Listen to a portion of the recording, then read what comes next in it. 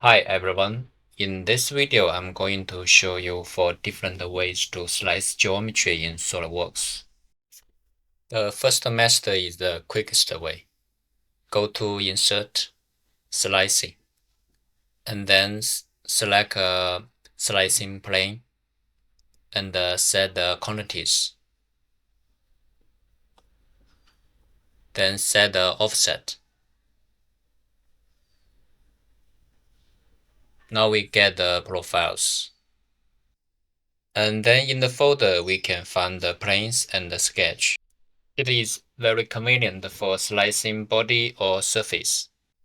Next, let's go to the second method, using the face curves.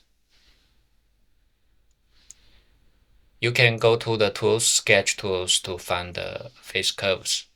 And select the face, and you can extract the U and the V curves from a surface to form the mesh. And then you will get all the 3D sketch. If you don't want the 3D sketch separated, you can first create a 3D sketch. Go to Face Curves. Then you will have only one 3D sketch. And this idea is ideal for slicing the surface. Then let's go to the third one. It will use the intersection curves with planes. First, let's create a plane. And then select a reference plane. And then set the distance between the planes and change the direction.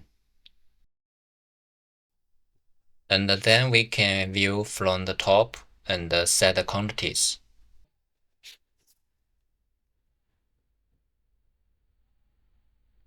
Okay, now we can find the planes in the manager. Hold the Shift and select all the planes and right click to create a new folder and rename it. Then create a 3D sketch. Filter surface and the planes. And box select the planes and the surface. Go to intersection curve. Finish the sketch. Then we will have the section profiles. Then hide the 3D sketch. Let's go to the fourth method. This one is similar with the third one. First, create a 3D sketch. Then create a plane and select the reference plane. And do it as before.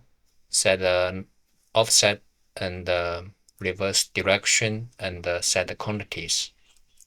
Click OK and go to show the 3D sketch plane if you cannot find it. Then box select all the planes and hold Ctrl to select the surface. Then go to intersection curve. Then hide the 3D sketch planes. Finish the sketch. Then we will have the 3D sketch profiles. So those are 4 ways to slice models in SolidWorks. Each one fits a different kind of project. If you find this helpful, please don't forget to like, subscribe, and check out my previous videos about parametric modeling.